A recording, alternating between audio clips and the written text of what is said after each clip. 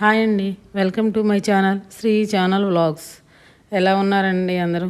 ఈరోజు వంట వ్లాగ్తో వస్తున్నాను మేము ముందుకి.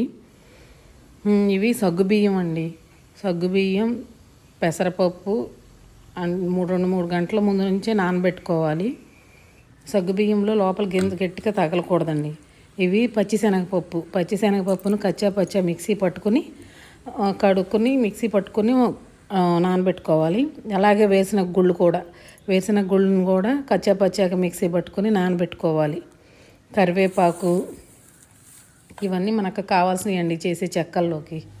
వెన్నపూస, మంచి ఫ్రెష్ ఇంట్లో వెన్నపూస అయితే మంచిది. అల్లం పచ్చిమిర్చి పేస్ట్ పట్టుకోవాలి. అల్లం పైన తురిమేసి అల్లం పచ్చిమిర్చి పేస్ట్ పట్టుకోవాలి. ఇవన్నీ వేసి బియ్య పిండిలో వేసి పిండి కలుపుకొని ఒక ముద్దలాగా చేసుకోవాలి. ముద్దలాగా చేసుకొని పెట్టుకుని ఇది పూరీ ప్రెస్ అండి. ఈ పూరీ ప్రెస్ అంటే తెలియని వాళ్ళు ఎవరు లేరులేండి. కానీ ఈ పూరీ ప్రెస్లో పిండిని చిన్న చిన్న ఉండల్లాగా చేసి పూరీ ప్రెస్లో పెడితే చెక్కలు వచ్చేస్తాయి కదా. మనకి అదివరకటి రోజుల్లో అయితే క్లాత్ మీద పెట్టి ఉండను పెట్టి నొక్కి చేతితో చేసేవాళ్ళు. ఆ శ్రమ లేకుండా పూరీ ప్రెస్లోనే ఈ చెక్కలు చేయటం అన్నమాట. ఇలా చెక్కలన్నీ రెడీ చేసినాక పేపర్ మీద వేసుకోవాలి. ఎప్పటికప్పుడు చేసి పేపర్ మీద వేస్తే కనుక అవి ఒకదానికొకటి అంటుకోకుండా ఉంటాయి. వీటిని ఇక ఆయిల్లో వేసి ఫ్రై చేసుకోవాలి. ఇది స్వీట్ కన్నా హాట్ వండేటప్పుడు ఎప్పుడైనా ఆయిల్ ఫుల్ హీట్లో ఉండాలండి. మంచి హీట్లో ఉంటేనే వేసేది గబాల్ని తొందరగా తేలి వస్తుంది.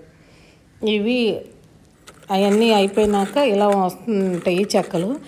ఈ చెక్కల్లో చూడండి సగ్గుబియ్యం తెల్లగా సగ్గుబియ్యం క్రిస్పీగా ఉంటాయండి. అలా పైన బొబ్బలల్లే వచ్చినాయి చూడండి. అలా వస్తేనే గుల్లగా వచ్చినట్టు అనమాట.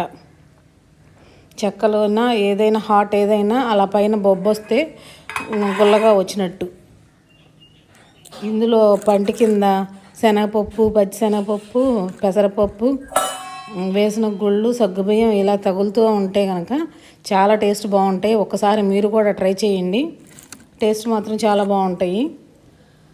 ఈ వీడియో మీకు నచ్చిందని అనుకుంటున్నాను. నచ్చితే ఒక లైక్ చేయండి, షేర్ చేయండి, సబ్స్క్రైబ్ చేసి సపోర్ట్ చేయండి.